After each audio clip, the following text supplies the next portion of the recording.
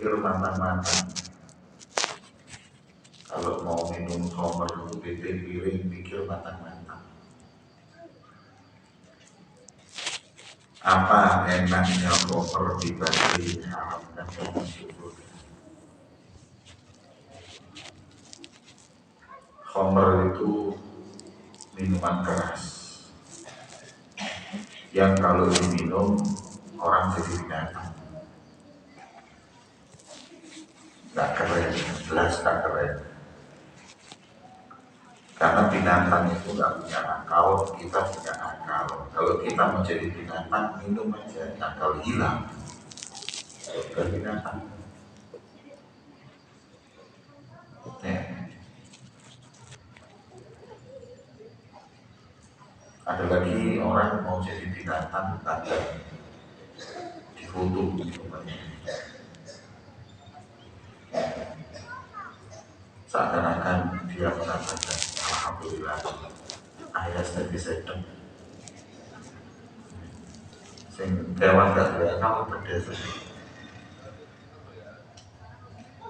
Saya heran sama orang sudah minum enggak, kalau terpaksa harus minum itu malu, sembunyikan, jangan malah dibuat status, jangan malah dibuat di post di media sosial,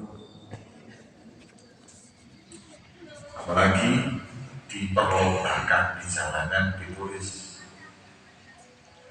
lomba jadi keren, lomba mobil lalu jadi keren.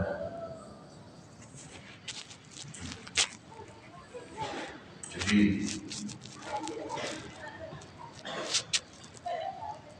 akal nggak bisa terima, dan orang mencandu minuman keras ini sampai mereka itu berobat nggak bisa hilang,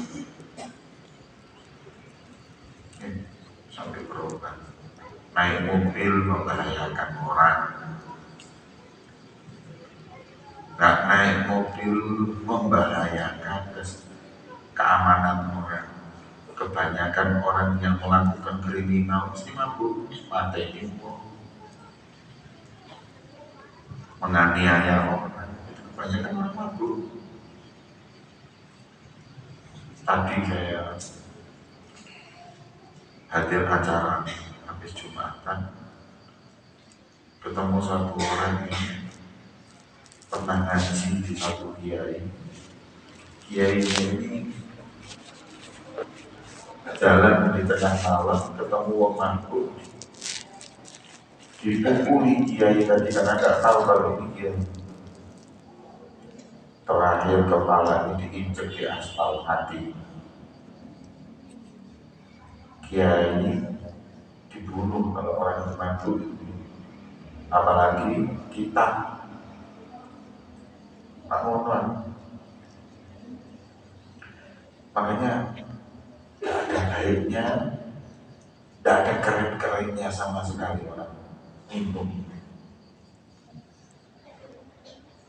Kerennya itu di mana? Sudah gitu harganya mahal.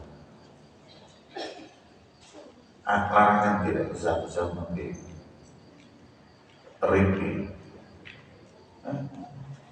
Minuman itu ada yang sebotol 1 juta. Minum masuk neraka. Ada zam-zam, diminum bikin hati bersih. Mahalan khamr yang masuk ke neraka. Makanya kan orang-orang bilang surga gratis repot, neraka bayar rebutan. Saya kasih tahu khususnya untuk anak-anak ini, jangan pernah mencoba. Jangan pernah mencoba, setetes pun itu haram. Askaro kathiruhu fakoliruhu haram. Yang memabukkan itu, kalau banyak memabukkan, sedikit yang gak mabuk pun haram. Jadi kalau khamr itu kalau minum 1 gelas baru mabuk, setetes haram. Biasanya orang-orang yang suka minum-minum ini memang karena dapat uangnya dari yang haram, perginya di situ. Ya.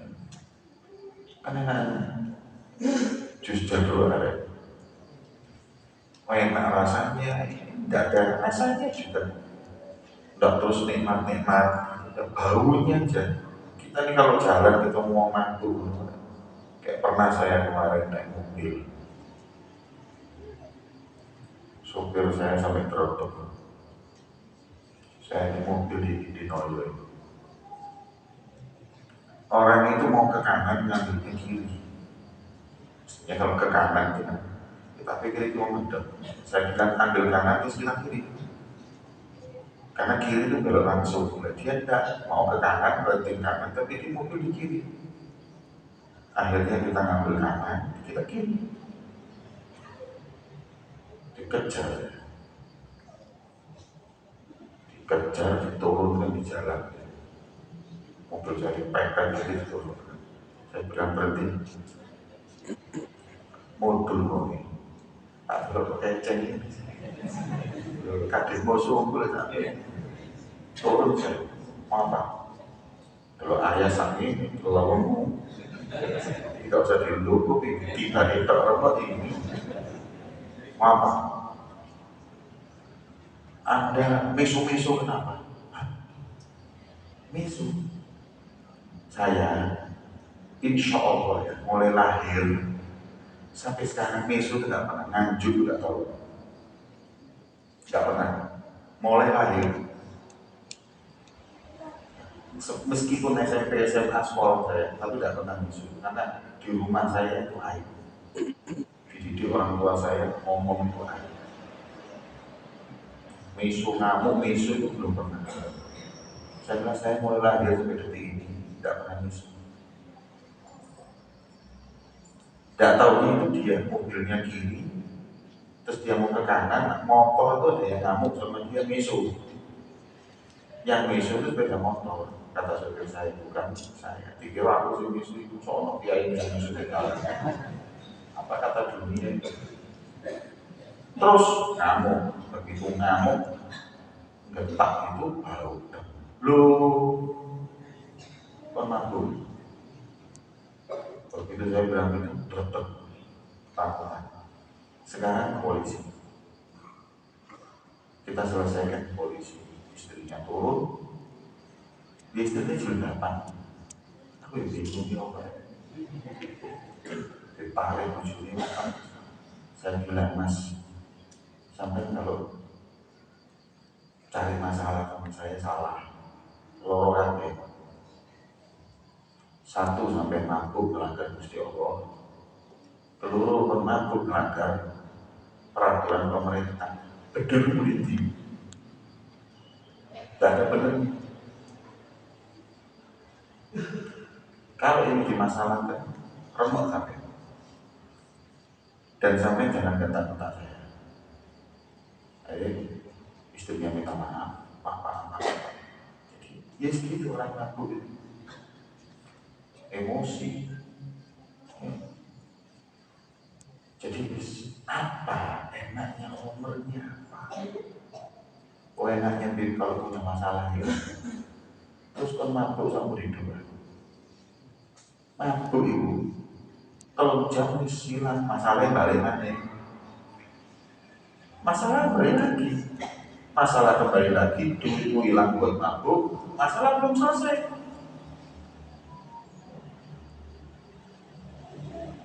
Kalau sampai mau mabuk, gak hilang-hilang, masalah selesai. Mabuk zikir kepada Allah. Itu baru. Mabuk minuman sudah dosa, gak enak, raimu enak. Nanti orang mabuk teman Anda. Ngomong apa yang dibanggakan minum ini apa? Lu muntah-muntahnya nanti di jalan. Jadi saya ingetin untuk anak-anak muda itu, jangan pernah mencoba. Sumpah karena api iblis, gak ada kebaikan di momen itu. Dan itu oleh Rasul disebut dengan Ummul Khaba'ith. Ummul Khaba'ith. Apa Ummul Khaba'ith? Bobe maksiat. Anda mau bunuh orang takut, Anda mau merkosa perempuan takut. Tapi kalau sudah minum, bunuh nggak takut, memperkosa nggak takut. Karena akalnya sudah hilang. Ya.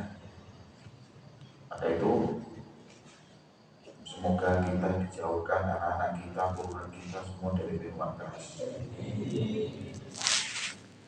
Rasulullah Shallallahu Alaihi Wasallam bersabda, khamr itu dilaknat oleh Allah, yang minum dilaknat oleh Allah, yang jual dilaknat oleh Allah, yang buat dilaknat oleh Allah, yang ngambil keuntungan gak ikut minum, distributornya dilaknat oleh Allah, yang memberi izin dilaknat oleh Allah.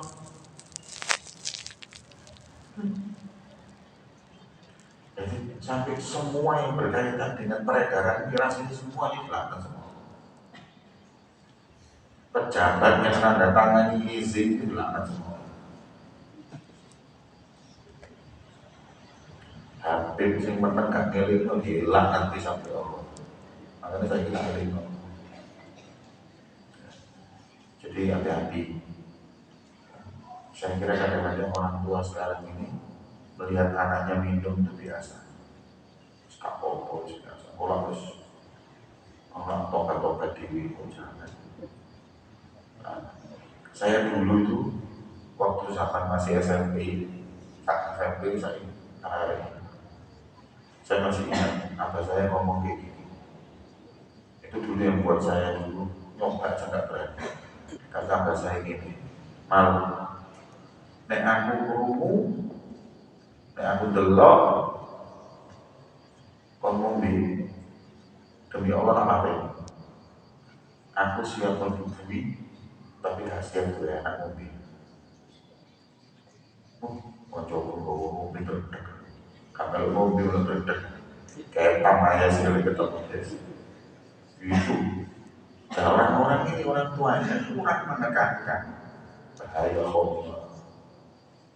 Ini kadang-kadang anak ini apa-apa itu anggur ini sing cap wong kaya putih lho apa-apa tidak masuk surga, haram surga. Engko nek surga ngombe khamr sampai kelengar.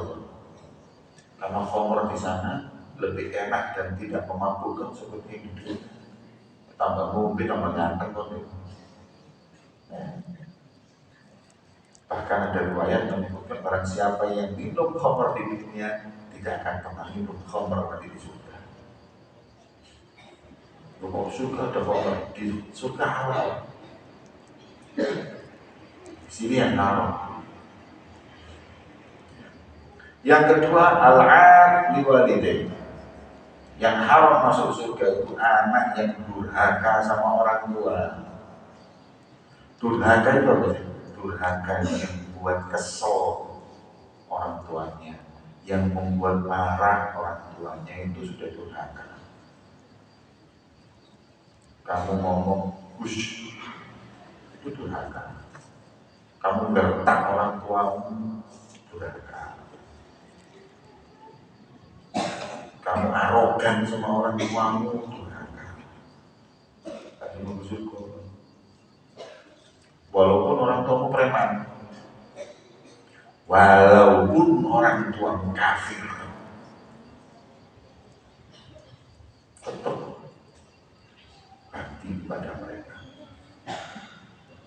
Ya. Apalagi orang tuanya muslim, apalagi orang tuanya kiai. Makanya anak-anak ini yang bapaknya ustaz, bapaknya kiai itu di sisi dia bangga, di sisi juga benar. Sampai durhaka, oh bapak kafir itu ditaati mau mereka baiknya. Hati-hati, jangan buat kesel, jangan buat marah, Jangan buat kecewa. Saya nggak tahu dosa apa bagi seorang anak yang sampai membuat orang tuanya nggak bisa tidur.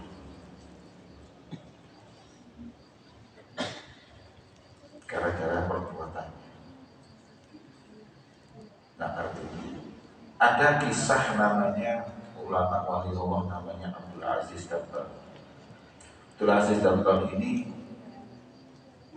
tidak lagi malaikat, dibilang kamu ibadah sebanyak apapun percuma karena namamu itu di Lauhul Mahfuz tertulis penghuni neraka. Saya karena nom-nom itu ngomong coba santri pondok pesantren Al-Mukhlisin dengarkan coba ngomong dewi ngomong. Ada wali Allah namanya Abdul Aziz Dabbar. Didatengin malaikat dapat bocoran dari langit penghuni neraka di Lauhul Mahfuz ini penghuni neraka. Abdul Aziz ini ahli ibadah di masjid, dikasih tahu sama malaikat kan percuma ibadah, tak telok jenengmu penghuni neraka. Kamu percuma ibadah karena namamu itu penghuni neraka. Jawabannya Abdul Aziz Dabbar, neraka dan surga bukan urusan saya hamba, saya ibadah, bukan saya.